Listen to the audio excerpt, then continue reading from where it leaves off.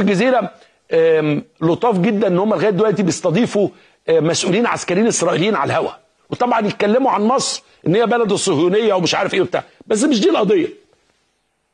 المذيعه وصلت لمرحله انها كانت عايزه من المسؤول الاسرائيلي ان يضرب مصر بالصواريخ.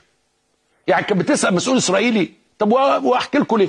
نشوف ونسمع عشان تعرفوا انه بتوصل مرحله انه مواطن يبقى عايز بلده او وطنه العربي يتضرب بالصواريخ الاسرائيليه. انتوا ازاي سايبين المصريين يعملوا كده؟ فالراجل يرد عليها ردود اكثر وطنيه منها. يعني الراجل الاسرائيلي، اتفرجوا. معنا من تل أبيب يؤاف مردخاي منسق عمليات الحكومة الإسرائيلية في الأراضي الفلسطينية. إلى أي حد مستعدة إسرائيل لمخالفة الاتفاقية مع مصر؟ أولا رمضان كريم، بدي أولا أبعث تعزياتي للشعب المصري على العملية البشعة اللي نفذت ولايات سيناء تبع جماعة داعش بنص رمضان. إسرائيل بتعمل إجراءات الدفاع والاستنفار على حدود، بس بدي اقول بصوره واضحه اللي نحن بنعرف انه حماس، وعندي معلومات اكيده اللي الحماس بالقطاع غزه بتدعم ولايات سيناء تبع الحماس بدعم اداري وبدعم السلاح والتسليح. وعندنا معلومات كمان انه باخر العمليه اللي نفذت بالسيناء الحماس الى نوع من المساعدات اللي موجوده، وعندنا اثباتات واضحه لك. مثلا وائل فرج قائد كتيبة تبع الحماس هرب. طيب سيد يؤاف، نعم واضح تستغلون هذا الموضوع الانقضاض على حماس وتعزي انا هكمل لكم بس شفتوا الست اتلبشت ازاي؟ انا مش هاخد كلام الاسرائيلي من حماس شاركت في العمليه اول ما قال لها حماس من تحت النار بتيجي على طول. المذيعه بتاعت قال لها ان الراجل في ودنها قال لها يعني هتروحي اللي هفنشك. حماس اسيادك، ده بيتكلم على اسياد، اوعي اقطع عليه. راح تقطع عليه طبعا. طب انت بتقطع عليه؟ انت جاي واحد اسرائيلي، انت اللي جايباه. هو نفط على الاستوديو يعني؟ مش انت اللي متصله بيه وقلت له يا فخاي يا مرضعاي يا فنطعاي كلم الجزيرياي وقول لنا الكلام؟ فالراجل قال لك في واحد من حماس باسمه هو اللي مهربهم بعد ما خلصوا. فقالت له لا لا لا لا ما احبكش وانت كده. وبعدين اول سؤال سالته له قالت له ايه؟ قالت له وعجبكم بقى المصريين مبوظين الاتفاقيه؟ مبوظين الاتفاقيات؟ ده احنا نبوظ كل الاتفاقيات وبلدنا تعيش. اتفاقيه ايه وبتاع ايه؟ اتفاقيه دي احنا اللي عاملينها، ودي ارضنا ودي بلدنا. بتقومه، بتقول له ايه ده انتوا ازاي ساكتين على كده؟ ما المصريين بقى كانوا بيجروا وراهم لغايه الحدود، بيجيب لغايه اخر حاجه وبيضرب لغايه اخر حته.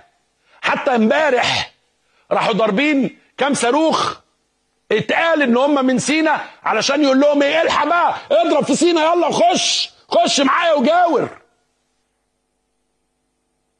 فقلت له لا لا لا لا انت هتستغلها فرصه للقفز على حماس. موضوع القفز ده غريب جدا. انما انا مش هاخد كلام الاسرائيليين لما يقولوا لنا ان حماس شاركت او مش، يعني خلينا نتكلم انه لا يمكن حد يعمل فينا كده، نقول كده، نسمع بقيه الكلام وتشوفوا احنا وصلنا لمرحله تشفي عامله ازاي. تشفي غير عادي. بتقول له انت ازاي ساكت؟ ازاي يا اسرائيلي ساكت على اللي المصريين بيعملوه؟ حسبي الله ونعم الوكيل في رمضان. نشوف حماس وتعزي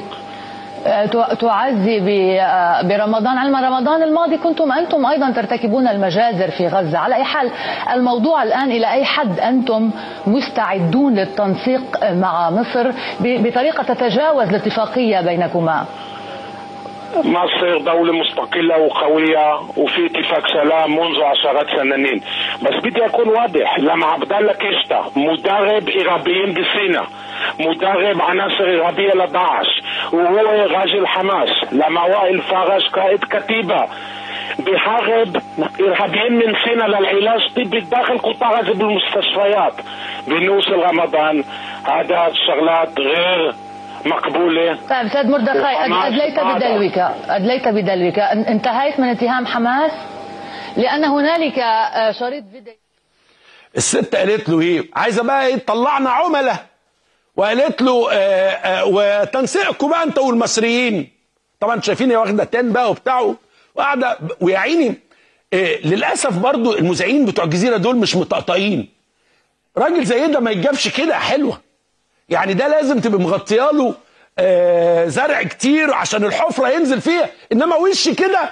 طب محتاجين دوره تدريبيه، هاتوا ناس من اسرائيل يعلموكوا ازاي تسالوهم، وده مش غريب، ما هو انتوا بتستخدموه في كل حاجه. انما المهم قالت له ايه؟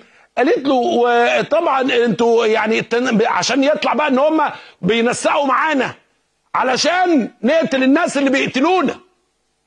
فهي حتى ده فقال لها لا، مصر دوله مستقله. وراح راجع تاني. عيال بقى التانيين ده بتاع الموساد ده متربي تربيه برضه تقيله. دي العيال دي مصروف عليها فلوس وبتاع، وديفيد شارلز سمحون وديفيد بنيامين حنانيا واستر بولونسكي، ناس بتوع زمان، ورأفت الهجان، الشغل بتاع زمان كله.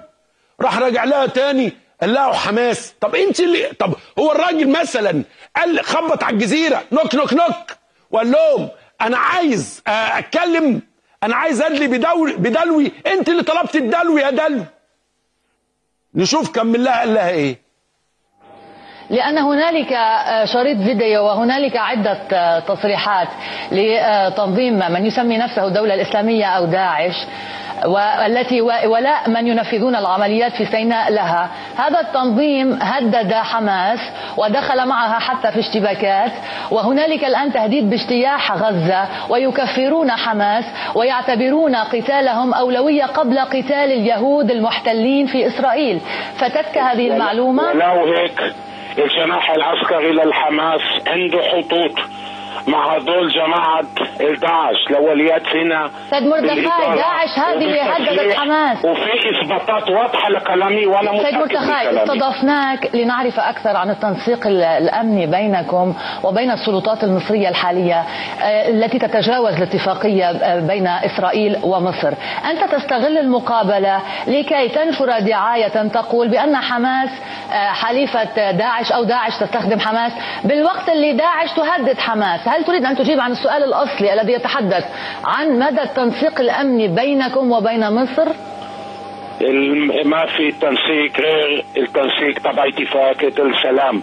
ما بدهم تنسيق. مصر دولة مستقلة وقوية وبتعمل إجراءاتها في اتفاق سلام، ونحن ماشيين حسب الاتفاق.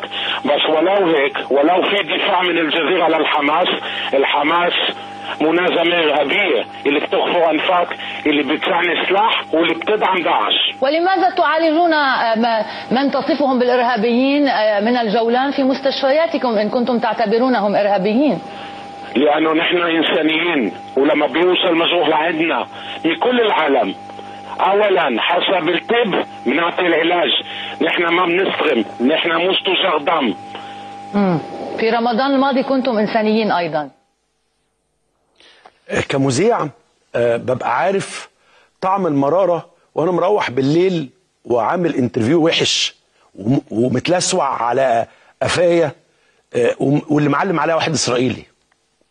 انا طبعا مش معاه فكرة حماس وان حماس هي اللي بتتعاون مع كل ده، انا ما عنديش معلومات عنه وما اقدرش اثبته وما اقدرش اتهم شوفوا قد ايه بقى باي حاجة. انما تيجي تصيده يصيدك. هي عايزه تطلع انه المصريين متعاونين مع الاسرائيليين. طب ما هو طب كانوا عملوا لنا ايه يعني في التعاون ده؟ التعاون ده فادنا في ايه؟ ولادنا اتقتلوا واستشهدوا. كنتوا شايفين عساكر اسرائيليه بتحارب معانا؟ احنا عندنا قواعد بتدافع عننا، قواعد تركيه او امريكيه اللي بيدافع عن مصر. ولاد مصر مصريين، ولاد زي الفل يشرفوا. تعرفوا انتوا ايه عن الاستشهاد؟ تعرفوا ايه عن واحد بيموت في رمضان بيقول اشهد ان لا اله الا الله وان محمد رسول الله؟ تعرفوا ايه عن عسكري وقف يدافع عن الضابط بتاعه لغايه لما خد رصاصه في دماغه؟ تعرفوا ايه عن ضابط شال صندوق قنابل ورمى على الدواعش دول والارهابيين دول 20 قنبله في 10 دقائق؟ تعرفوا ايه انتوا عن الحرب؟ تعرفوا ايه عن التراب؟ تعرفوا ايه عن الحدود؟ تعرفوا ايه عن الوطن؟ انتوا قاعدين في التكييف وفي البوفيه المفتوح تاكلوا وتشربوا ويعني ما لكمش دعوه بحاجه. انما وصلنا لمرحله انه وبعدين سبحان الله هي اللي جايباه. يعني مش مثلا موقف، يعني مثلا لو قاعد دلوقتي وراح داخل عليا مردخاي، يا مردخاي عايز ايه اللي جايبك؟ انت مغير صوتك وداخل عليا ونتخانق. انما ده انت اللي طالباه. الراجل قال لها ايه؟ لا مصر دوله قويه مستقله. الراجل ناقص يقول لها تحيا مصر، ناقص يتبرع